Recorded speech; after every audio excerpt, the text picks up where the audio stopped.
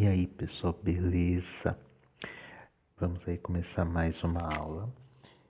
E essa é uma aula especial, vocês veem que a gente está com um estranho fundo branco, é uma experiência que eu estou fazendo aqui com o Powtoon.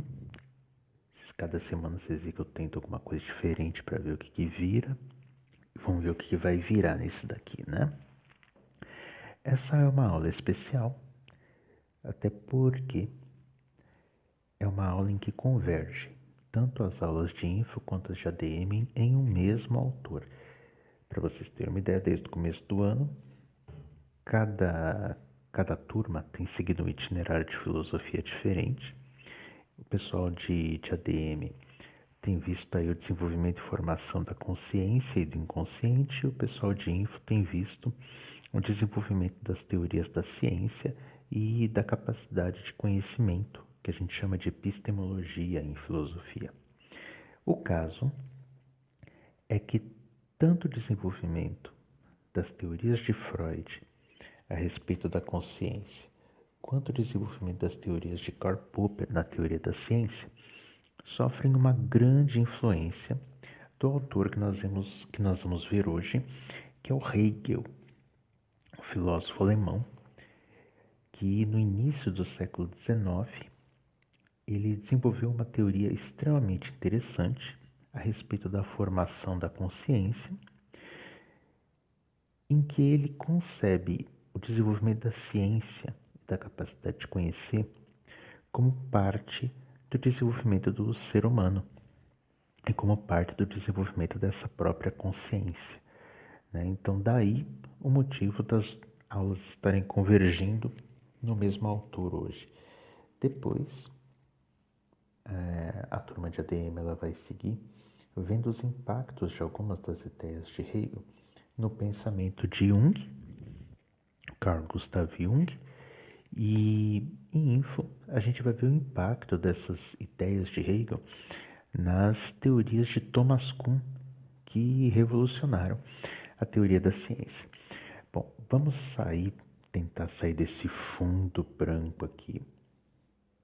Bom, pelo menos até agora está indo. Hoje nós vamos ver Hegel e sua influência sobre a psicologia e a ciência. O ano é 1807. Foi quando Hegel fez a publicação de um livro extremamente importante chamado Fenomenologia do Espírito. Antes de mais nada, só para constar, Fenomenologia do Espírito, o próprio nome já é uma coisa bem estranha, né?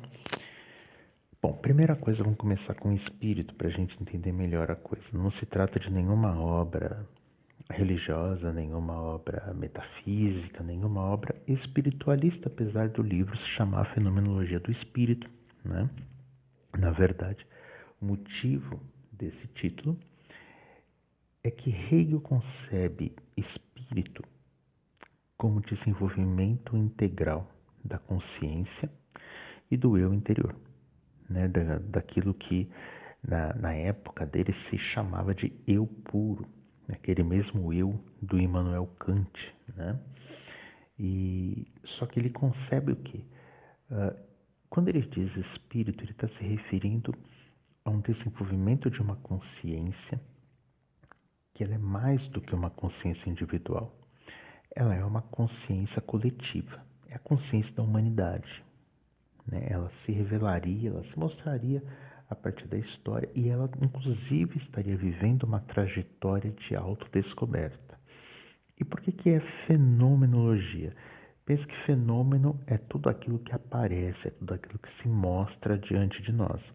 Então, fenomenologia do espírito seria o fenômeno pelo qual a consciência passa a ter conhecimento de si própria e do mundo em que ela vive, né? Ou o modo como a própria consciência humana aparece no mundo, né? E o primeiro ponto que Hegel mostra para nós é um questionamento ao racionalismo. O racionalismo, aquele racionalismo que vem de Descartes, né? Aquela ideia de que a consciência ela era originária de todo mundo ao nosso redor, né? Ou aquela ideia de Fichte de que o eu, ele constrói tudo, ele coloca tudo, ele põe a si mesmo e a partir daí ele começa a conceber o mundo, ele começa a interpretar o mundo. Aquela ideia do Kant, né, de que tudo que nós conhecemos, nós é que colocamos o mundo dentro do tempo e do espaço, nós é que enquadramos o mundo do jeito que a nossa intenção percebe. Né? Para Hegel, ele não acreditava que a consciência era originária de todo o mundo ao nosso redor. Né? Muito pelo contrário, a consciência ela vai se descobrir no mundo. Ela vai se descobrir a partir do contato com o outro. Tá? E esse é o ponto mais importante para Hegel. Para ele, era necessária a existência do outro, seja representado por outras consciências, seja representado pela natureza. Né? Então a gente tem, por exemplo, aí, né, a mulherzinha, né? E tem o carinha ali, tipo, ele não existe sozinho, ela não existe sozinha. Né? Para que a consciência se conheça, ela precisa ter a existência do outro, e esse outro, ele tanto pode ser representado por uma pessoa que passa por você, como pode ser representado pela própria natureza ao redor, seja na forma da cidade, seja na forma de árvore, seja na forma do que for. Né? O fato é que tudo aquilo com o qual você não se identifica é algo externo a você, ou é algo externo à sua consciência. Então ela percebe sempre como algo fora dela. Né? Tanto que tem alguns estudos em psicologia, por exemplo, eles dizem que para o bebê, ele leva um bom tempo para perceber que as pessoas externas a ele não são parte dele, principalmente os pais.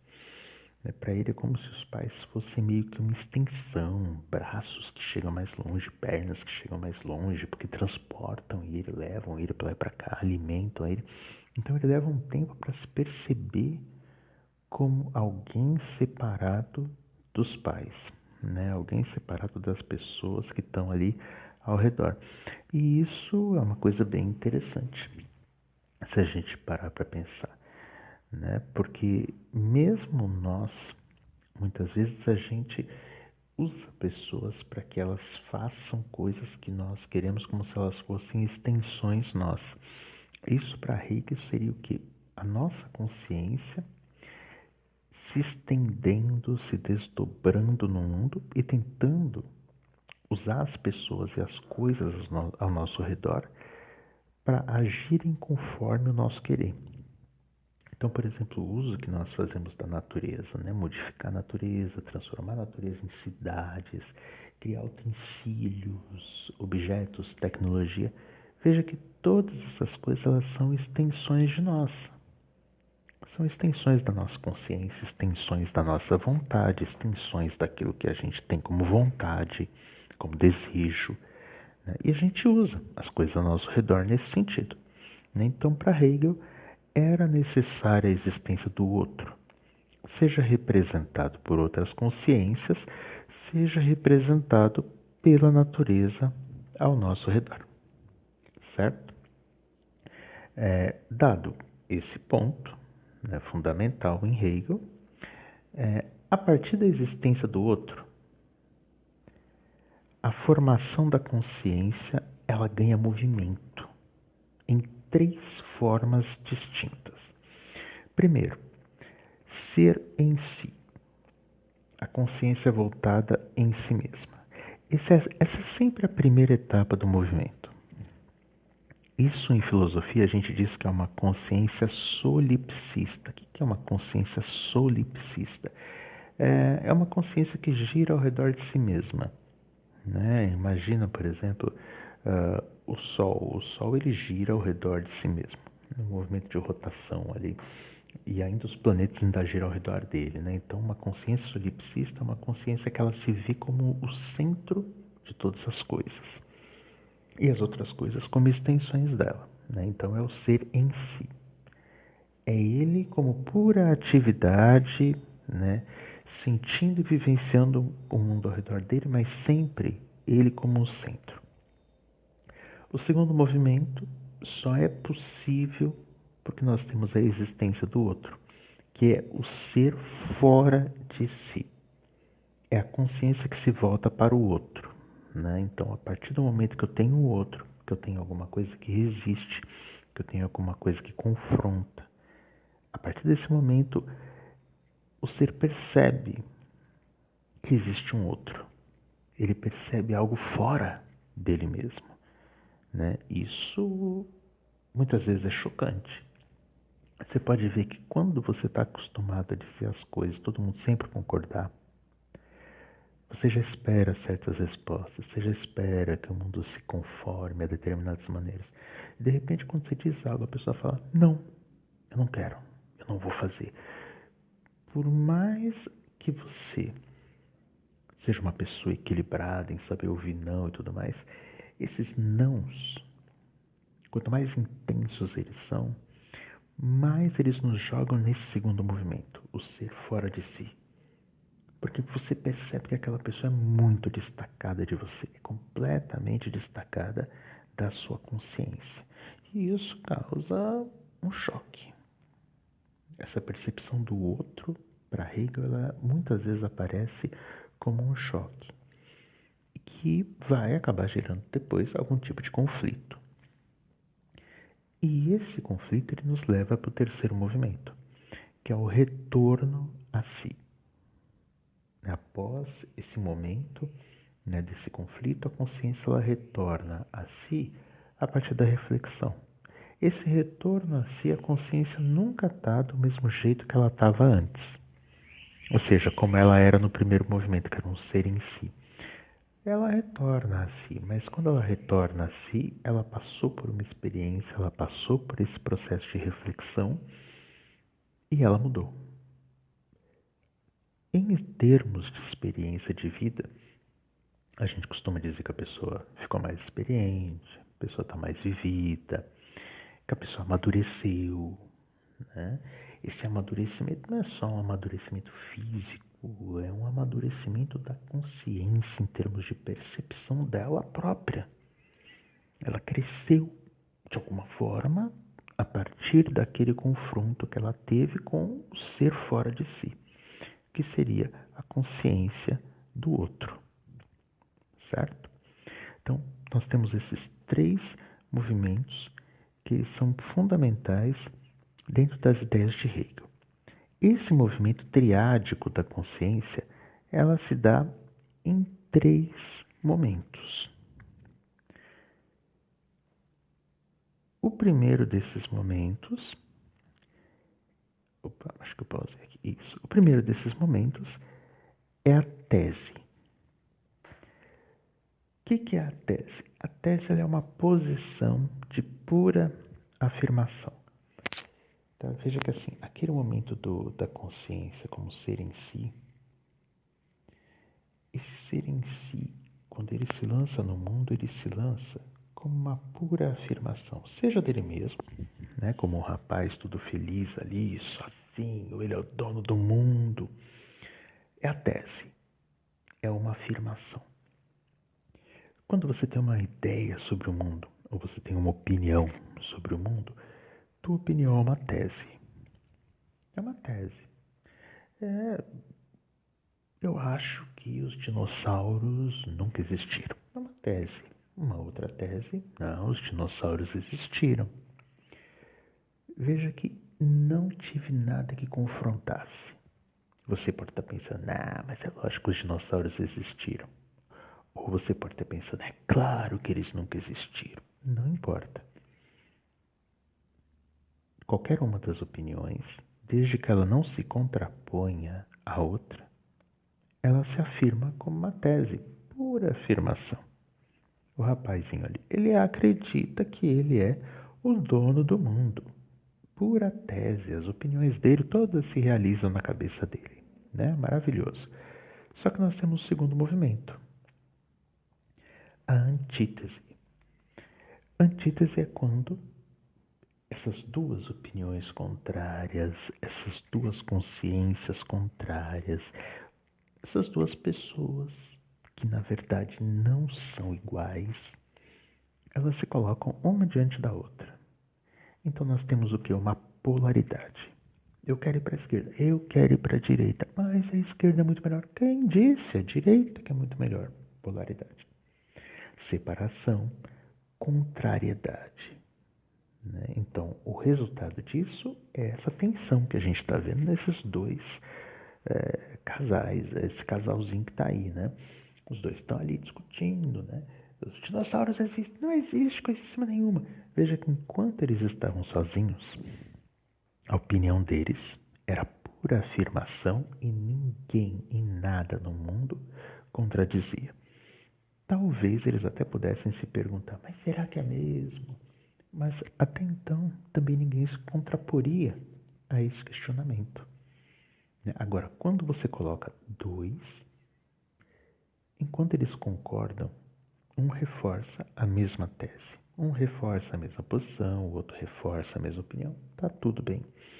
O problema é quando ocorre uma discordância, quando a tese de um é contraposta com a antítese do outro, quando a opinião de um é contraposta com a opinião de outro, quando a existência de um se entra em conflito com a existência do outro. Isso só pode ser resolvido para Hegel mediante um terceiro movimento, que é quando eles vão parar de discutir e vai chegar um terceiro elemento na história, que é a síntese. Na síntese, o conflito anterior só vai poder ser resolvido mediante ela, a síntese, porque ela vai superar a contradição, envolvendo os opostos em um contexto maior. Veja que toda síntese ela é um processo de generalização colocado pela consciência para resolver os problemas do conflito entre tese e antítese. Né? Então estão lá os dois. É melhor ir para a esquerda, eu prefiro ir para a direita, eu quero ir para a cidade, eu prefiro ficar aqui no bosque, não sei o quê. Chega um terceiro e diz, veja, vocês podem dividir o tempo. Vocês podem ficar meia hora aqui, depois meia hora na cidade. Uau! Um terceiro elemento que fez a síntese das duas coisas, né? Que resolveu o problema. Então veja que no nosso exemplo aqui, a síntese ela só acontece porque chegou um terceiro. E esse terceiro chamou a atenção dos outros dois para uma possibilidade maior, que conciliasse aqueles dois. Né? Isso acontece quando você apresenta uma ideia que ela comporta duas ideias opostas, ou que ela concilia as duas existências e coloca elas uma do lado da outra. Isso às vezes acontece, pensa por exemplo, quando dois irmãos entram em conflito um com o outro. E aí estão lá naquela discussão, igual a gente viu no bloco anterior. E aí chegam dos pais. Veja que o pai, ou a mãe, ou o tutor, o que for, ele já tem por si só uma cara de síntese. O que é a cara de síntese? É aquela pessoa que não está no mesmo nível de igualdade que os outros dois, então ele vai chegar para acabar com a discussão. Né? Então ele chega, ou ele vai resolver dando uma enorme bronca e aí acabou com a ideia dos dois, fez a síntese para pior, ou ele vai fazer a síntese para melhor, ele vai propor um acordo entre as duas partes para que todo mundo ganhe. Os dois ficam contentes e aí, por sua vez, o conflito ele foi resolvido ou ele foi amortecido por meio daquela síntese realizada. O caso é que houve uma evolução. Tipo, os dois ali eles não vão brigar mais porque eles chegaram num consenso. Toda síntese ela produz um consenso, porque a síntese ela é uma generalização, ela é um salto. Ela muda o nível da discussão. Porque ela muda o nível, porque ela amplia a visão. Duas coisas, duas pessoas, duas ideias, elas entram em conflito quando elas estão no mesmo patamar. Quando você coloca isso num patamar mais alto, elas parecem coisas pequenas. E muitas vezes as duas podem estar erradas, as duas podem estar certas, elas não necessariamente se excluem, elas podem se complementar, elas podem ser divididas em tempos diferentes. Como a gente já viu muito em ciência, né? Veja, por exemplo, a matemática de Euclides, ela não funciona no espaço em viagens espaciais a grandes velocidades. Albert Einstein contradisse a matemática euclidiana. Isso invalidou a matemática euclidiana? Não. Ela funciona muito bem no planeta Terra. Mas quando você vai lá para fora, ela é alterada por força da aceleração contínua, por força de altas velocidades, altas distâncias e a distorção do tempo e espaço e da relatividade entre eles. Não há relatividade entre tempo e espaço no planeta Terra. Mas quando você cobre uma distância muito grande espacial, essa compensação ela vai existir. Então veja, são ideias contraditórias. Matemática euclidiana, matemática não euclidiana, ou a matemática da relatividade. Mas elas não são excludentes.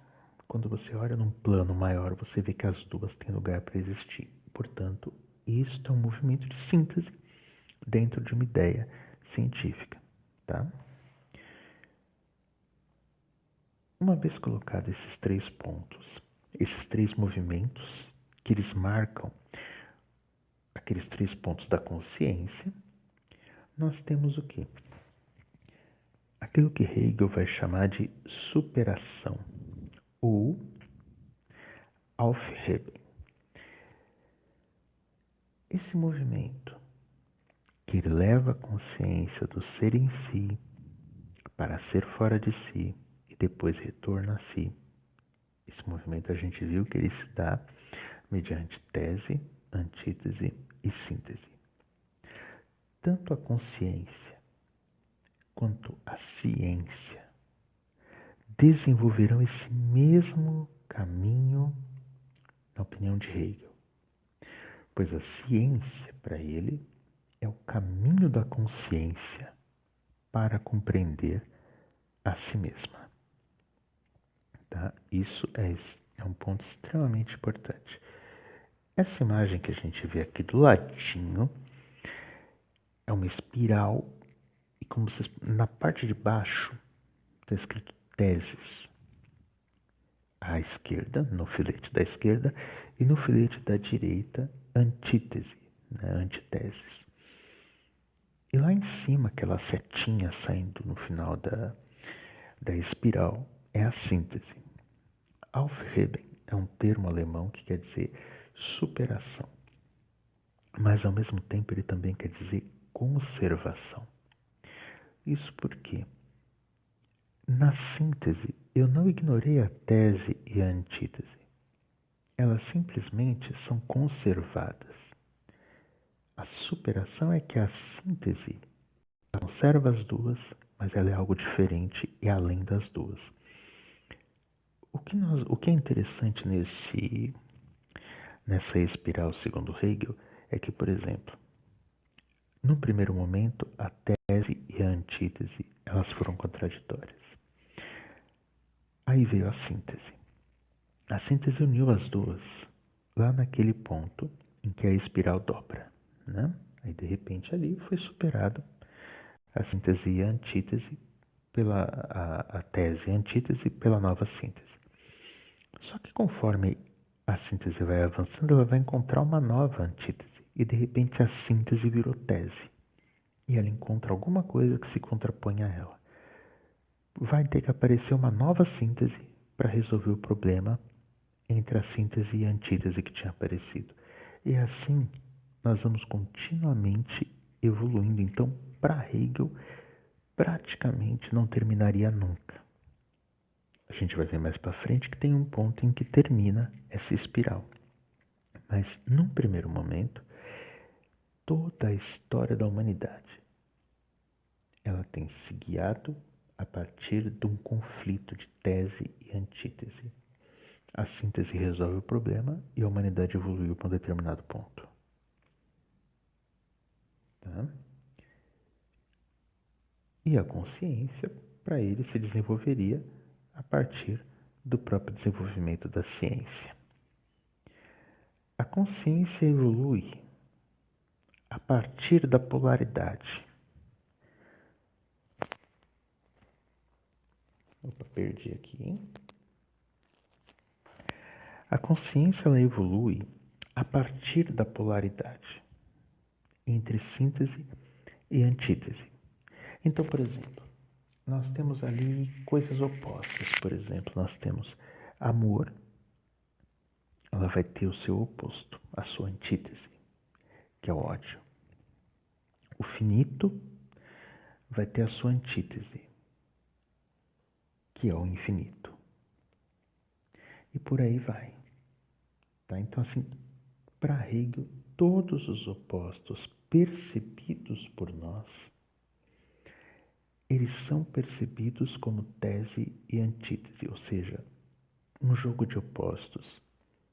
E a gente vai evoluindo nesse jogo de opostos na medida que a gente vai aprendendo. Então não termina nunca. Por quê? Entre o amor e o ódio, você desenvolve uma síntese, por exemplo, a amizade. Ou uma relação que respeita os espaços e espinhos do outro. Só que esse tipo de relação ela vai encontrar um outro problema lá na frente, uma outra antítese. Então nós vamos ter que criar uma nova forma para lidar com aquilo. E por aí vai. Tá? Agora há pouco, que eu estava falando sobre a matemática, eu falei de uma tese, uma antítese. E como ela foi resolvida a partir do momento que a gente vê um plano maior, que também vai encontrar conflitos, isso indefinidamente. Uma coisa importante. Quando a gente fala tudo isso que nós estamos falando, todo esse movimento da consciência, que vai conhecendo, e a própria ciência é a expressão desse movimento de construção de sínteses, eu estou falando de que consciência? Individual ou coletiva? É aí que vem um ponto extremamente importante para Hegel, tá? Eu estou falando de tudo isso, tanto individual quanto coletiva. Agora sim. Primeiro, as figuras evolutivas descritas por Hegel, elas são uma travessia, tanto do indivíduo quanto do coletivo. Então, tudo isso que a gente tem falado, sobre todo esse processo que eu passei umas 500 vezes aqui, todas elas refletem o quê? Ao mesmo tempo que é uma consciência individual, a minha, a sua, de qualquer outro, também é a consciência, uma consciência coletiva que se move. O indivíduo, ele influencia o espírito do povo, que Hegel chamava de Volksgeist. Volk é povo, Geist espírito, espírito do povo. Então veja, o indivíduo, em cada ação, em cada expressão, ele influencia o espírito do povo. O espírito do povo, lembrando aí que espírito a gente está falando de consciência, mas já é uma consciência coletiva, essa consciência, esse espírito do povo, ele vai influenciar a consciência do mundo, o espírito do mundo, Weltgeist. O terceiro ponto, o espírito do mundo, por sua vez, em contrapartida, ele também exerce influência sobre a consciência do povo. E a consciência do povo influencia o indivíduo. Então a gente tem um movimento dual.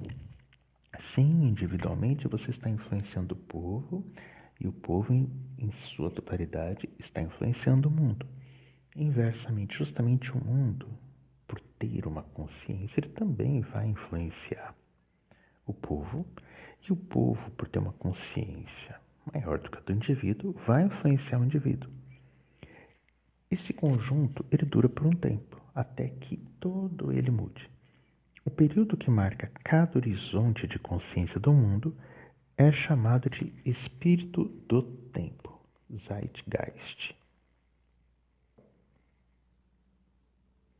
Um exemplo aqui, ó. O indivíduo, ele influencia o povo, mas o povo também influencia o indivíduo. Então veja, o indivíduo ali, a setinha vermelhinha, está influenciando o povo.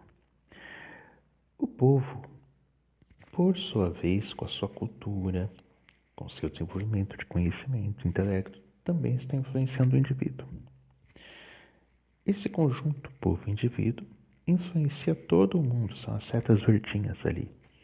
Mas o mundo, por sua vez, justamente por ser uma totalidade, ele está influenciando o povo com suas ideias, com seu estilo, moda, música, cultura. Então, do mesmo jeito que cada indivíduo faz o mundo faz cada indivíduo.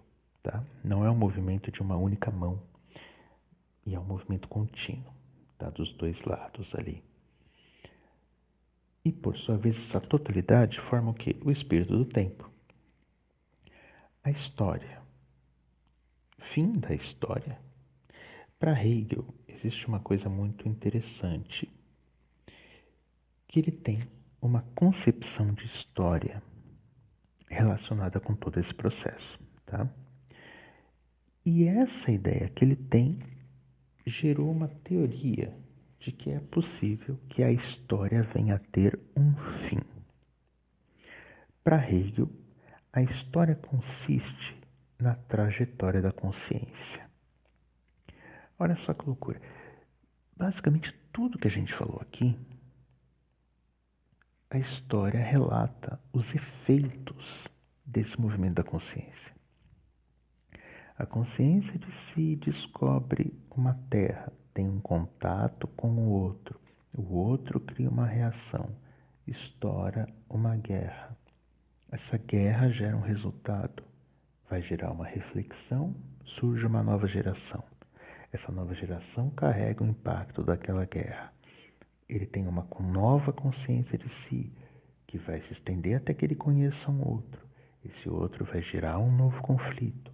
Esse novo conflito vai gerar marcas e surge uma nova geração.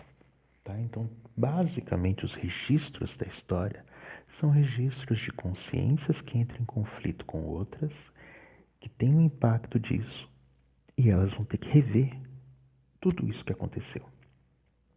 A multiplicidade de informações, o crescimento contínuo de conhecimento e teorias do conhecimento são resultado da atividade da consciência nessa espiral que a gente viu ali que gera o Aufheben, né? Deixa eu dar uma pausa aqui, tentando pelo menos não vai. Deixa. A consciência ela evolui a partir dos conflitos e da resolução dos mesmos. Enquanto houver conflitos, haverá evolução e, portanto, haverá história. Veja, se a história é o relato da evolução dessa consciência conhecendo a si mesma dentro daquela espiral que a gente viu, então, enquanto houver conflito, haverá história, porque vai haver evolução e vai haver, portanto, o relato de tudo isso. O problema é que para Hegel existem para Hegel existem 6 estágios evolutivos da consciência. Primeiro, é a consciência no sentido estrito. Segundo, é a autoconsciência. Terceiro, é a razão. Quarto, é o espírito. 5, é a religião. 6, é o saber absoluto. Então veja, consciência é aquela fase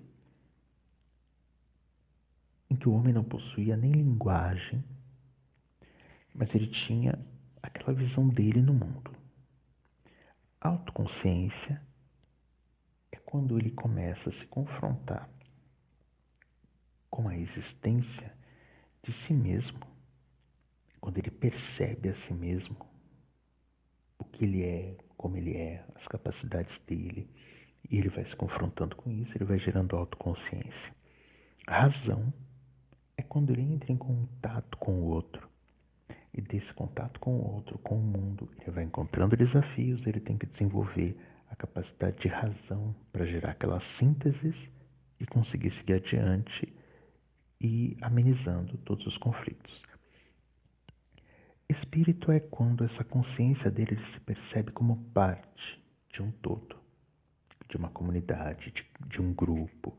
E aí essa consciência se torna aquilo que Hegel chama de espírito, que a gente já viu, que é uma consciência coletiva. Religião é quando ele busca colocar essa consciência humana em contato com uma consciência divina. Então a gente tem toda a história das religiões que acontece em paralelo a toda essa história do próprio desenvolvimento da razão. E por último, o saber absoluto, que é quando o homem consegue unificar todo esse processo num conhecimento científico que seja universal. O saber absoluto é um saber universal, em que o homem se vê completamente integrado com tudo ao redor dele. Não chegamos nisso ainda, mas para Hegel todos os elementos necessários já estão aqui. O homem, o conflito com o outro, a integração com o outro, o desenvolvimento da razão, a existência da religião e a existência da ciência. Para ele todos os ingredientes já estão. A gente só precisa conseguir levar tudo isso ao ponto máximo. Quando a gente conseguir isso, não haverá mais nada para aparecer como antítese. E não havendo mais nada para aparecer como antítese, eu não tenho mais conflito. Não havendo mais conflito, eu tenho o fim da história. Quando a consciência atingir o último estágio, não haverá mais antítese que se coloca diante dela. A consciência se torna consciência absoluta. Muito bem. Chegaremos nisso? Muitos pensaram que o processo de globalização, ao criar uma cultura única, ao criar uma economia global, ao criar um governo cada vez mais integrado, tenderia a esse fim da história. Mas como a gente pode ver muito bem, não é isso que aconteceu. Mais movimentos estão acontecendo, a globalização tem recuado e a própria globalização nunca teve esse caráter unitário. Muito pelo contrário, ela também trabalhou uma grande diversidade, uma grande heterogeneidade. E isso, pelo visto, demonstra que a ideia de Hegel ainda precisará caminhar muito para de repente chegar nesse ponto que nós chamamos de fim da história. E, se não foi o fim da história, vai ser o fim da nossa aula, que aliás foi um pouquinho conturbada, porque vocês viram que o Pauton me deu um banho aqui e eu tive que ir e voltar 300.000 vezes, mas nada como testar novas ferramentas, certo, pessoal? É isso e continuamos na próxima aula.